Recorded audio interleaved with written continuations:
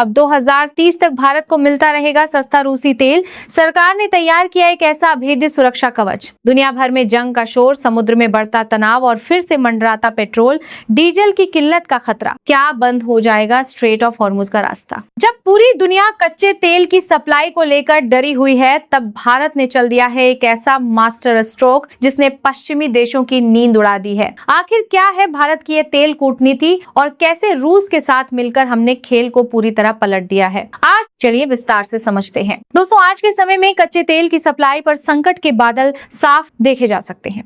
एक तरफ ईरान और अमेरिका के बीच जारी खींचतान है, तो दूसरी तरफ दुनिया का सबसे महत्वपूर्ण समुद्री रास्ता स्ट्रेट ऑफ हॉर्मुज युद्ध के मुहाने पर खड़ा है।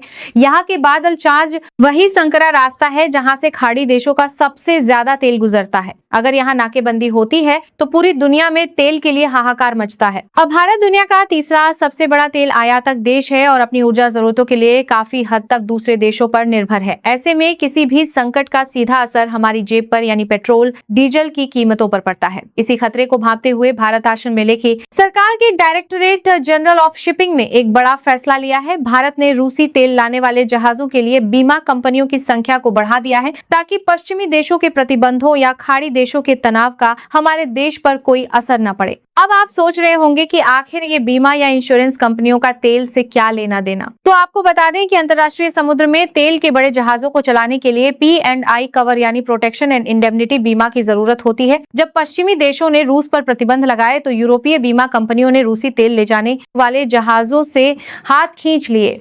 भारत ने इसी बाधा को पार करने के लिए अब सीधे रूसी बीमा कंपनियों को ही मंजूरी दे दी है। सरकार ने इन बीमा कंपनियों की संख्या 8 से बढ़ाकर अब 11 कर दी है, जिसमें गजप्रोम इंश्योरेंस और रोसगोस्त्राक जैसी दिग्गज कंपनियां शामिल हैं। लेकिन सबसे बड़ी बात यह है कि यह फैसला सिर्फ कुछ महीनों के लिए नहीं है।